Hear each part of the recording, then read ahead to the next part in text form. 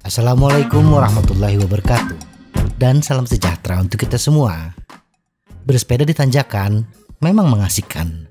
Ada tantangan tersendiri. Setidaknya kita belajar bagaimana menumbuhkan kepercayaan diri untuk menaklukkan tantangan.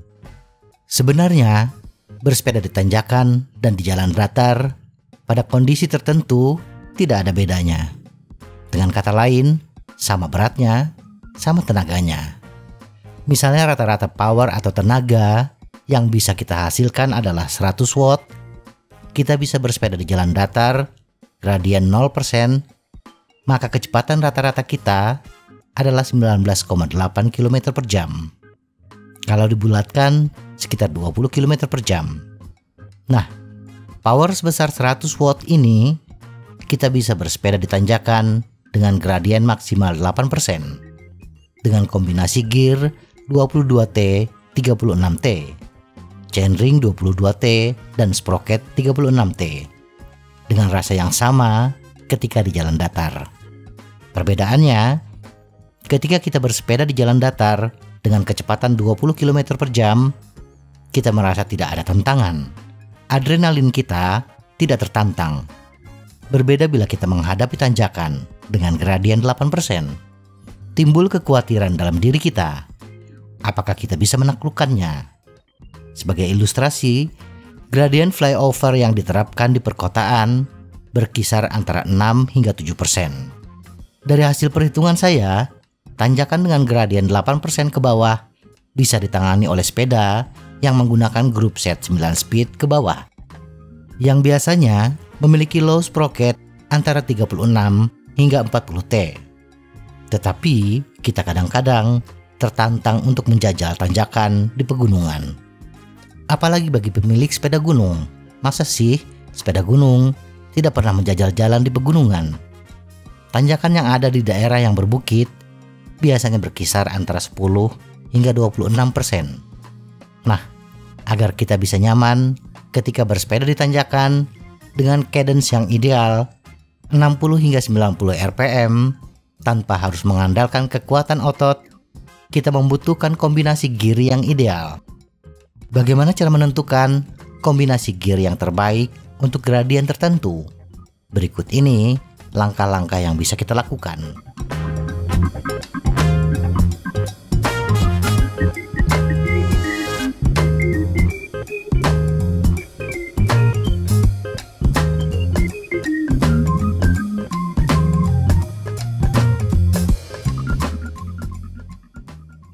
Satu, kumpulkan data. Langkah pertama adalah mengumpulkan data yang terkait dengan jumlah gigi pada sepeda kita. Berapa sprocket terkecil dan terbesar kita? Berapa jumlah gigi pada chainring yang kita gunakan? Berapa ukuran ban yang kita pakai? Dan yang terakhir, berapa berat total kita? Berat badan dan berat sepeda bersama kelengkapannya. 2. Mencari data kecepatan di tanjakan. Langkah pertama, kita siapkan Excel untuk mencatat dan menghitung kombinasi gear. Siapkan sebuah tabel yang memuat data, kolom gradien, kecepatan, cadence, ban, gear ratio, chainring, sprocket, dan jarak tempuh. Isikan kolom gradien dari 0 hingga 26 dengan kelipatan 2. Untuk mengisi data kecepatan untuk masing-masing gradien, kita membutuhkan bantuan situs bikekalkulator.com. Masuklah ke situs bikekalkulator.com. Langkah pertama adalah menentukan unit atau satuan ukur. Pilih metrik agar situs menampilkan satuan ukur meter yang biasa kita pakai.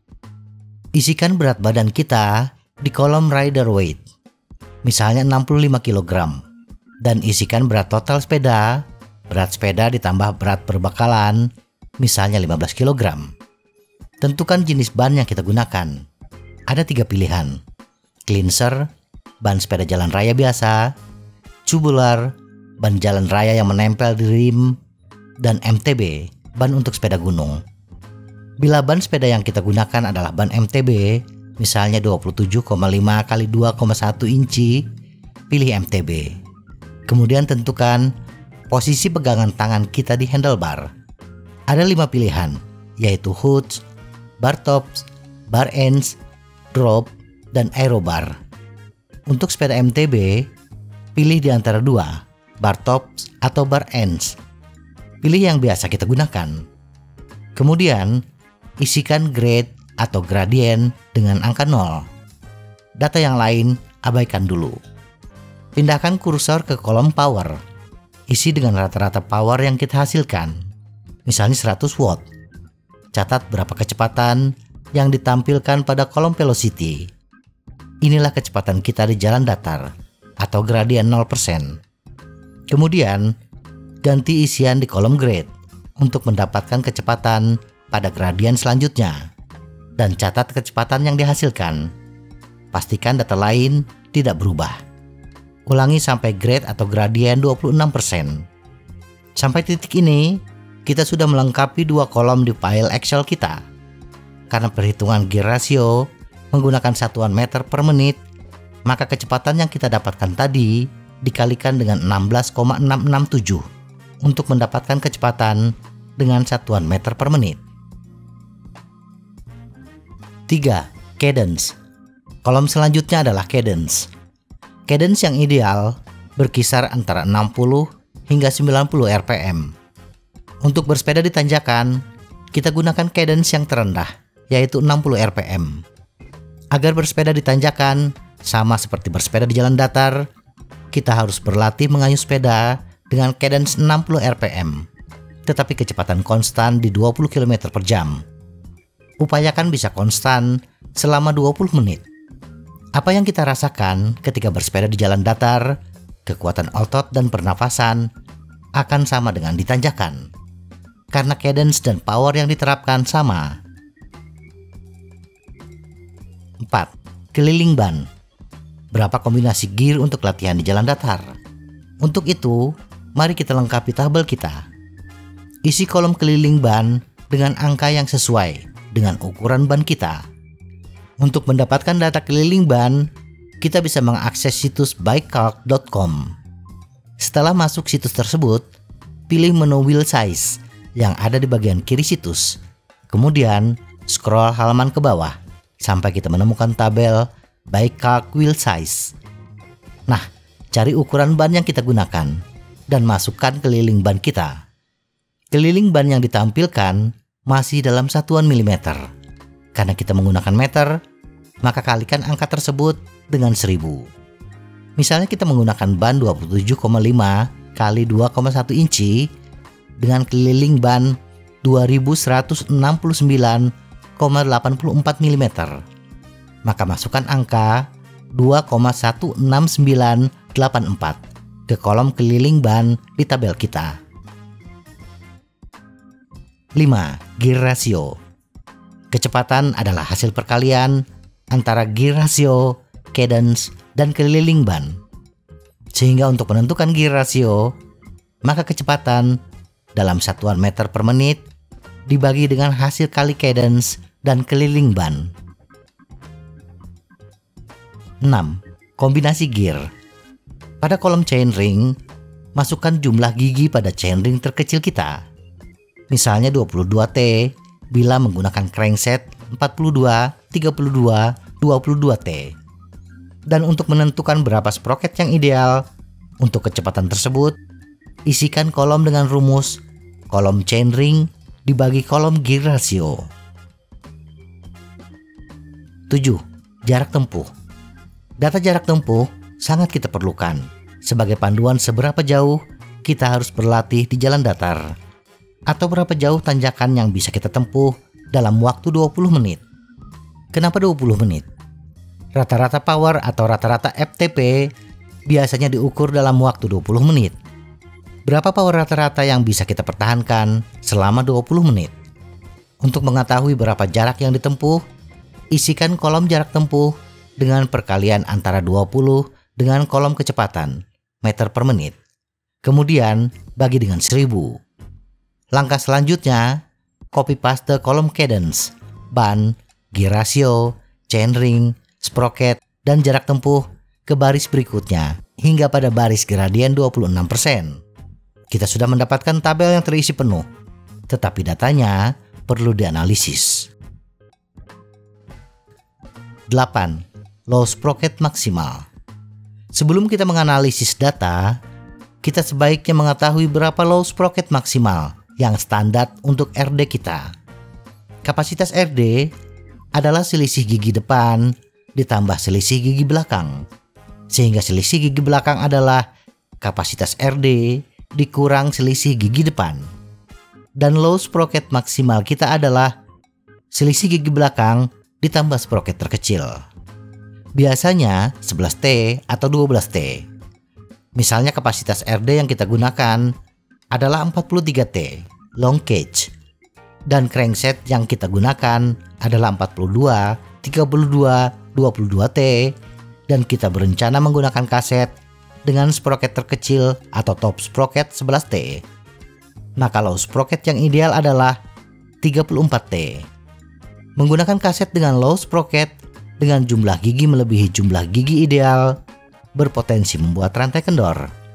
Kondisi ini bila selisihnya tidak terlalu besar, misalnya RD kapasitas 34T tetapi kapasitas rantai 45 hingga 47T, masih bisa kita akali dengan menggunakan baut B tension yang panjang. Tetapi bila rantai tetap kendor, maka mau tidak mau kita harus pakai Goldlink. 9. Analisis data. Mari kita perhatikan baris pertama, yaitu data kombinasi gear untuk gradien 0%. Data ini adalah data untuk kita melatih bagaimana bersepeda dengan cadence 60 rpm dengan konstan pada kecepatan yang tetap. Ini sebagai gambaran berat ringannya kita bersepeda di tanjakan pada gradien tertentu. Di kolom chainring, kita masih mengisinya dengan jumlah gigi pada chainring terkecil. Dan pasangan sprocketnya adalah sprocket dengan jumlah gigi sebanyak 9T. Ini tidak ada di pasaran. Maka kita harus berpindah ke chainring di atasnya, yaitu 32T. Untuk crankset 42, 32, 22T. Maka kolom sprocket menghasilkan angka 13T. Ini sudah ideal. Jadi, berlatihlah di jalan datar dengan cadence 60 rpm dan menggunakan kombinasi 32, 13T. Berlatihlah sampai kita bisa menghasilkan cadence dan kecepatan yang konstan minimal 20 menit non-stop.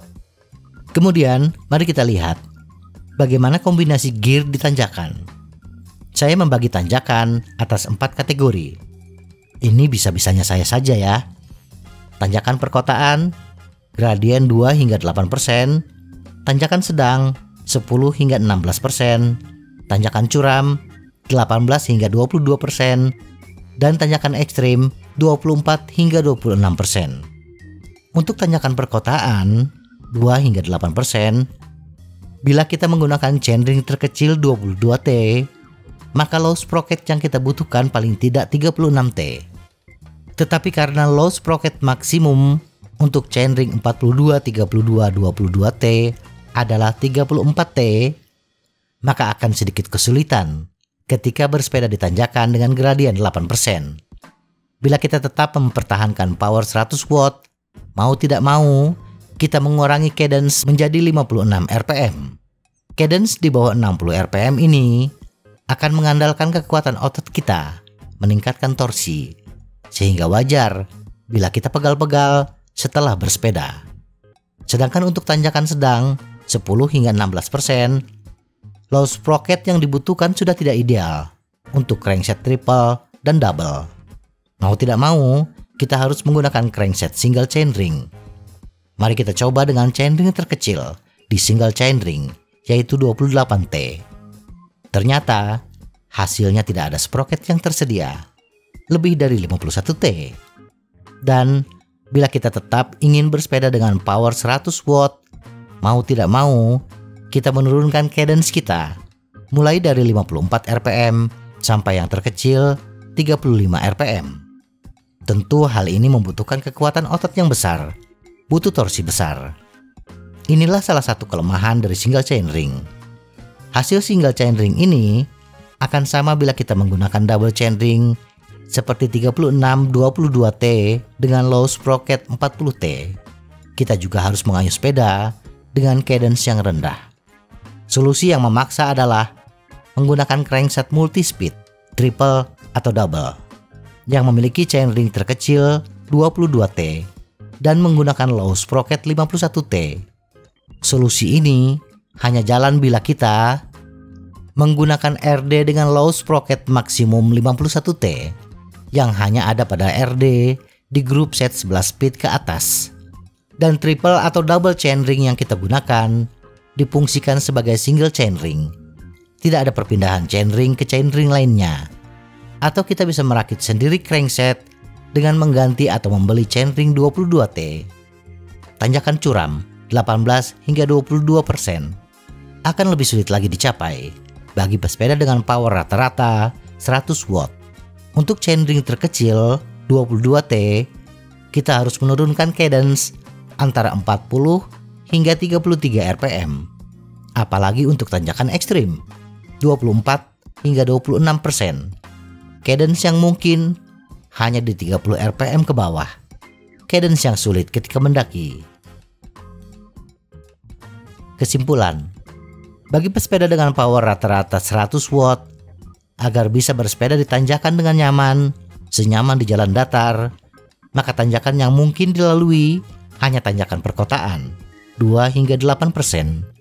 Sedangkan tanjakan yang lebih curam dari itu, kita membutuhkan effort yang lebih besar lagi dan kadang-kadang terkesan memaksakan.